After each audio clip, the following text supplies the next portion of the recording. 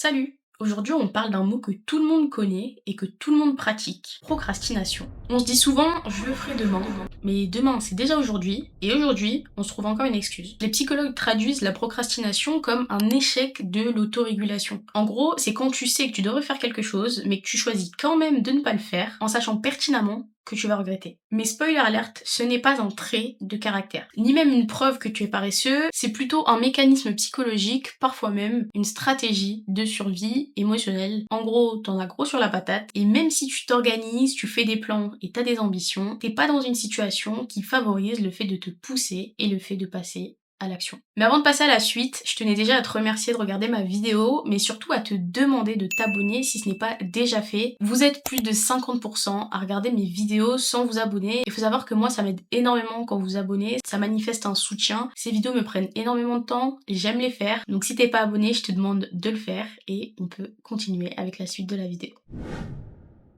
Donc, qu'est-ce que l'autorégulation? L'autorégulation, c'est la capacité à contrôler ses pensées, ses émotions et ses actions pour atteindre des objectifs à long terme. C'est ce qui te permet de ne pas céder à chaque distraction et de rester concentré, même si la tâche que tu dois faire ou que tu es en train de faire est ennuyeuse ou stressante. Une personne qui sait s'autoréguler, c'est une personne qui peut planifier, rester motivée et gérer l'anxiété. Mais si t'as une autorégulation qui est faible, tes émotions prendront le dessus sur les décisions que tu vas prendre et du coup sur ce que tu vas faire. Tu ressens de l'ennui, de la peur, du stress et donc tu fuis. Prenons l'exemple du fait de devoir écrire ton mémoire pour ta fin d'études. T'ouvres ton ordinateur, tu te motives, tu te dis ok, c'est le moment, et quand tu commences à écrire, quand tu commences à te rendre compte que tu vas devoir réfléchir, tu te dis ah mais c'est vrai, j'ai pas sorti les poubelles, il faudrait peut-être que j'y aille. T'enchaînes avec un petit bon, de toute façon, j'ai encore du temps, il me reste 2-3 semaines. Ça, c'est un échec d'autorégulation. Maintenant, on va se demander pourquoi est-ce qu'on procrastine, donc quelles sont les raisons de la procrastination. Parce que la procrastination, c'est pas juste un manque de discipline, il y a des causes précises à pourquoi est-ce que tu le fais. On a pour commencer la peur de l'échec. Tu repousses une tâche parce que t'as peur du résultat. Tu préfères ne pas essayer ou abandonner plutôt que de faire face à un potentiel échec. Ensuite, on a le perfectionnisme. Vouloir que tout soit impeccable pour t'empêcher de commencer. Tu attends le moment parfait qui n'arrive jamais. Enfin, on a la mauvaise régulation émotionnelle. Certaines tâches génèrent du stress, de l'ennui ou de l'inconfort, donc ton cerveau préfère choisir des tâches plus faciles et plus agréables pour vite se soulager de l'émotion et ne pas rester sous ce stress ou dans cet ennui qui est très inconfortable. Et pour finir, on a le manque de motivation. C'est quand une tâche n'a pas de sens personnel et donc pour toi c'est quelque chose d'insurmontable, c'est un peu comme une montagne. Si tu ne sais pas pourquoi est-ce que tu fais quelque chose, ton cerveau fera tout pour éviter cette chose. Alors à quelles conséquences est-ce que ça nous mène? La procrastination, c'est pas juste perdre du temps. Elle amplifie le stress, réduit la qualité de travail, peut nuire aux relations professionnelles et personnelles. À long terme, ça impacte même la santé, troubles du sommeil, les tensions dans le corps, l'apparition de l'anxiété, voire le fait qu'elle s'empire si tu l'avais déjà, mais surtout la création du cercle vicieux où tu repousses, et ensuite tu culpabilises d'avoir repoussé, donc tu continues de repousser parce que du coup t'es pas motivé, et puis tu reculpabilises, et finalement on sort jamais de cette boucle. Je reviens quand même sur l'aspect santé, le fait de procrastiner crée du stress en soi. Et le cortisol, c'est un impact physique, notamment chez les femmes. Moi, quand je suis en période de stress, j'ai mon acné qui revient. Et ça a un impact énorme, surtout à mon âge, je suis relativement jeune. L'apparence physique et l'acné, ça met un coup au moral. Sur toi, ça peut avoir d'autres conséquences physiques, mais ça peut aussi créer des maladies psychosomatiques, donc des maladies qui sont psychologiques, elles se déclenchent parce que tu es sous stress. Je t'invite à aller regarder la vidéo de Légende sur le burn-out, je trouve que c'est quand même assez intéressant, surtout pour des personnes qui ne s'intéressent pas forcément au stress du surmenage. Bref, plus tu repousses, plus tu culpabilises, et plus tu culpabilises, plus tu repousses. Donc maintenant la partie intéressante, comment est-ce qu'on fait pour mettre un terme à ça, ou en tout cas apprendre à l'identifier et à le gérer correctement, de sorte à ce que ça n'handicape plus ta vie.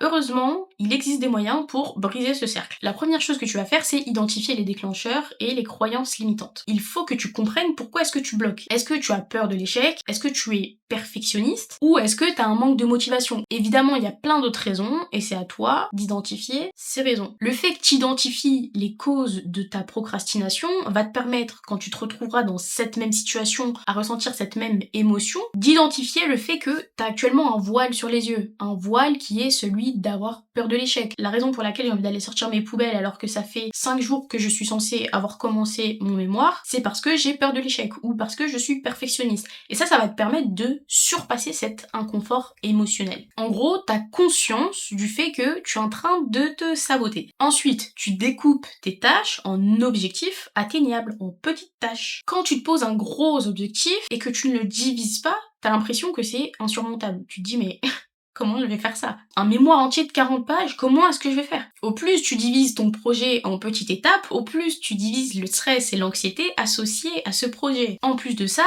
quand tu l'as divisé, on va dire, en 5 parties, et que tu as réussi à faire la première, tu vas te féliciter, tu vas t'offrir quelque chose, ou en tout cas tu vas pouvoir constater que tu as avancé. Tu vas être fier de toi, et ça va briser le cercle vicieux du « Oh non, c'est trop gros, oh non, je peux pas, je le fais pas, je le repousse, je culpabilise, le fait que je culpabilise me fait le repousser, etc. » Et ça va te permettre du coup de dire bah là j'ai pas repoussé, là je l'ai fait, là j'avance et donc je peux continuer. Tu vas aussi faire en sorte d'avoir un environnement propice à la concentration. Donc ton téléphone, s'il te plaît, tu le coupes pour pas avoir des notifications. Prends un bloc-notes pour que tu puisses noter chaque idée qui te vient en tête, qui est à 2 doigts de te faire abandonner ton projet. Comme ça au moins tu les notes, tu sais que tu vas pas les oublier et tu peux continuer à faire ce que tu devais faire. Fais en sorte d'être dans un espace qui est propre et rangé et dans un endroit calme. Tout ça ensemble, ça va permettre à ton cerveau de pouvoir se concentrer sur ce qu'il a à faire et d'arrêter de penser à tout et n'importe quoi, sauf le travail qui est en face de toi. Un autre point qui personnellement m'a énormément aidé, c'est le fait de renforcer sa résilience émotionnelle. La résilience, c'est le fait de continuer à faire quelque chose encore et encore et encore, peu importe le résultat. La résilience émotionnelle, c'est le fait d'apprendre à gérer son stress, de reconnaître ses émotions et de ne pas les laisser dicter ce que tu vas faire. C'est ce qui va te permettre de rester engagé même face à des tâches que tu trouves ennuyeuses ou compliquées. Un point dont j'ai déjà parlé, c'est le renforcement positif. Ça va être le fait de te féliciter une fois que tu as fait quelque chose. Donc t'as divisé ton projet en petites tâches, t'as réussi à en faire une, tu te félicites. D'ailleurs, je pose ça là pour ceux qui ne savaient pas, le renforcement positif apporte plus de résultats que le fait de réagir négativement au comportement d'une personne. Exemple, t'as un enfant, le fait de le féliciter après qu'il ait fait ses devoirs ou après qu'il ait fait une petite tâche que tu lui avais demandé de faire va être plus bénéfique que si tu lui criais dessus après qu'il n'ait pas fait quelque chose que tu lui avais dit de faire ou après le fait qu'il n'ait pas fait ses devoirs. C'est un peu comme avec les chiens, mieux vaut leur donner une friandise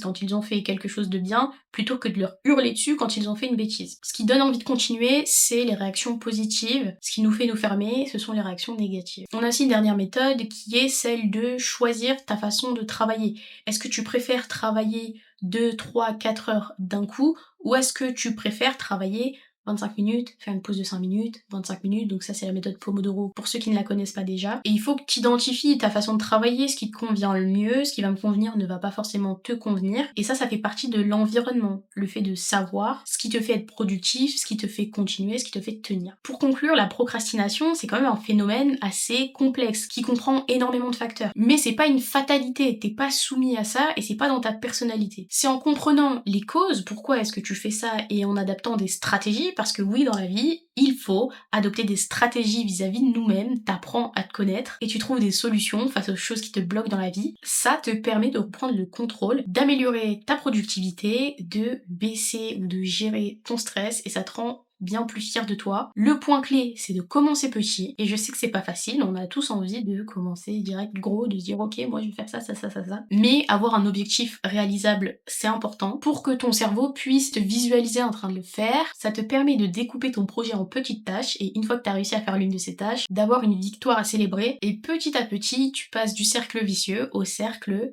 vertueux. Si t'as aimé cette vidéo, n'hésite pas à me le dire en commentaire. On est bientôt 100 000 sur cette chaîne. J'espère que tu t'es abonné pour faire partie de la famille. Si tu souhaites que je traite d'autres sujets, dis-le moi en commentaire. Prends soin de toi et on se voit dans la prochaine vidéo.